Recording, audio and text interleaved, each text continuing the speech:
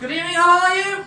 That's good. What I'm going to do is I'm going to do some jokes for you. Now, some of you might find them funny, some of you might not, which is fine. And if you don't, you can just look at each other afterwards and go, oh, you know what, that chick with the beard that won Eurovision?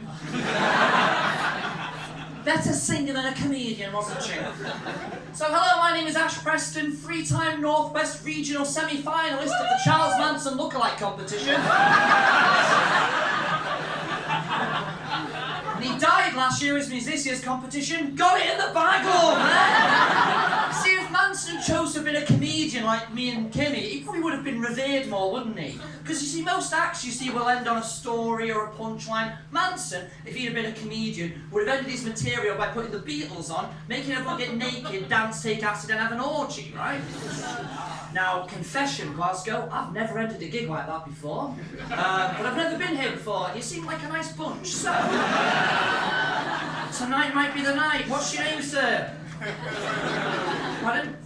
Ewan, I tell you what, mate, we'll know if it's been a good gig if by the end of it your pupils are dilated and you're dancing on the chair with your cock out singing Yellow Submarines. It's not even the worst lookalike I've had either. I did a gig in Leeds a few months ago where someone came up to me and said, can I just say, I think you look like the singer James Blunt if You're Beautiful hadn't been a hit.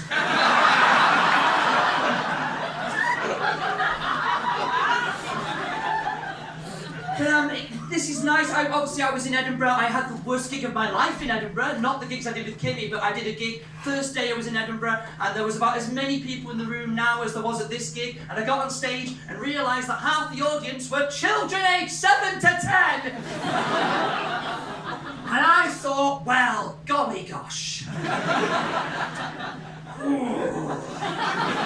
What am I gonna do here? Because I swear, I say rude things, and I didn't want to offend the children in the room or their massive dads, right? And then I remembered fidget spinners. Logic. Kids like fidget spinners, parents buy fidget spinners. I already have a joke in my act about fidget spinners. This gig's been fucking saved. Started doing the joke, realised when I started that the punchline to that joke was kiddie fiddler.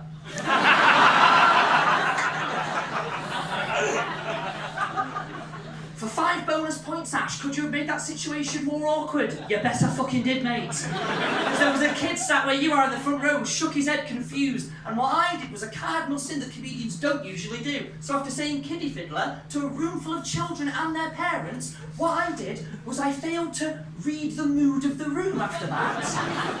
And I looked at this kid without processing the words that came out of my mouth, and I said, hey mate, don't worry if you didn't understand that, you'll find out when you're older.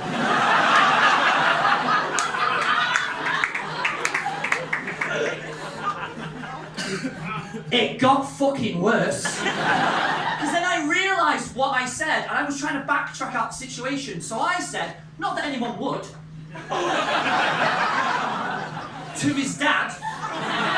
And then in my mind I was thinking, have you just in a way implied that his kid is too ugly to kidnap? To which I then went, I mean, he's a good-looking lad. It's a very, very awkward gig. But I have some advice for you as well. Do you ever have people ringing you up trying to sell you shit on the phones? No one, the phone. Have you heard of it, Glasgow? It's an amazing invention. People ring you up and try and sell you shit, don't you? And you just hang up. Guys, don't do that, because these are people that need to be fucked with. This is what you do. When someone rings you up saying, hello, have you had an accident in the last 10 years that wasn't your fault? Simply respond by going, yes, it was 10 minutes ago, he's at the bottom of the stairs, how quickly can you get here with a shovel? It's even better in person. You know when you're in the town centre and you see those pricks who work for like Sky or mobile phone companies, they've got a clipboard and the eyes of a hawk. And they see you and all of a sudden you see them as well, but you clock it and all of a sudden your walking acts like it's 2 AM on a Friday. You try and zigzag away from them, don't you? And you just ignore them. No, fuck with these people. I'm from Manchester. This is what happened to me when someone stopped me and he went up to me and went, hi, Graham from Sky TV. Just want to ask, are you happy with your overall package? And I looked him dead in the eye, and I said, I've got an erection, John.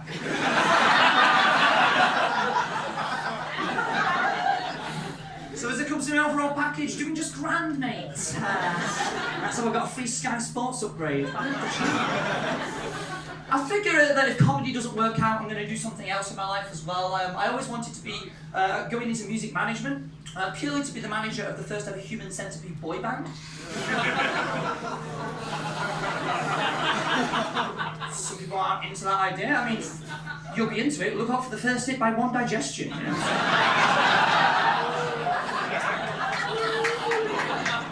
I had to actually tone that joke down because the original punchline was "take that shit in your mouth."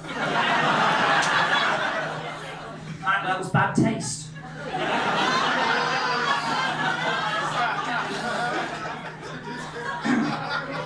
Fucking love that joke. I've been single for 5 years. Thanks for your emotional support. It's been a tough one. It was weird because growing up as well, I wasn't really interested in girls or guys growing up. I was like completely ignorant of it. This is how completely ignorant I was growing up. I used to watch episodes of Baywatch for the plot.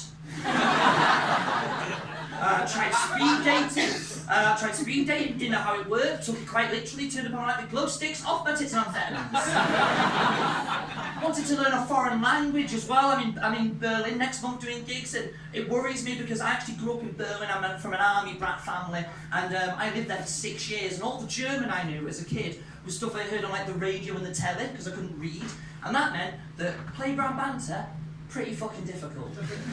So I'd be on the playground, minding my own business, eating a Choco-Liebens usually, right? And Jürgen would walk up to me. Every prick in a German school was called Jürgen. It's essentially the British version of Wayne. And Jürgen would walk up to me and be like, "Oh, hello Ash, meine Stunde kannst du kommen von der Straße, wir beginnen Abkopf, ja?" And I'd be like, "Oh yeah, Jürgen, yeah, I've got a fucking clue." Hello Jürgen, hello, we begin. Hast du ein Bitteschön? 99 Luftballons!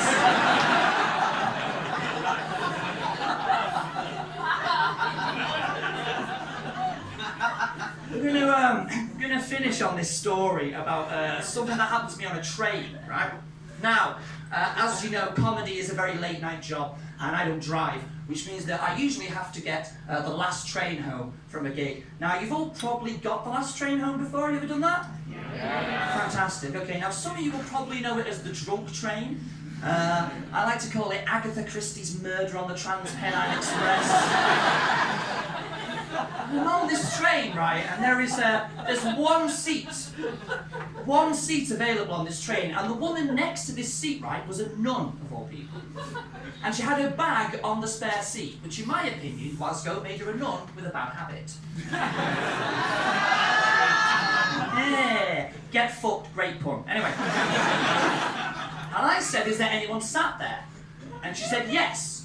And I was like, "Hang on a second, it's a priority seat, not a priority seat, you know, so." "Has anyone sat there?" And she said, "Yes." But there was no one sat there, Glasgow. So I can only assume she reserved that seat for God, right? He created the world in 7 days, but as we also know, bloody loves a rail saver, doesn't he? So I turn around, I'm on a busy train, I've got drunk people to the left of me, Hindus to the right, here I am stuck in the middle with you. And I turn around after 10 minutes, and what do I see? What do I see? You! Not actually you, but metaphorically a woman who I was on the same platform with, who was absolutely hammered, had got the seat next to the nun. And it got me thinking, what did I do wrong? What could I have done to have got that seat? What could I have offered her? A vow of chastity? You've heard about my sex life, haven't you? Would it have been a massive loss? What did she do to get the seat next to the nun? Does she know all the lyrics to Sister Act 1 and 2? Because guess who bloody does? You know what the most embarrassing thing was about, the most humiliating thing, and I'll finish on this, Glasgow. You would think, wouldn't you, everyone? You would bloody think! But after 2,000 years, a nun sees someone who looks like moi on a train, she'd welcome me with open arms!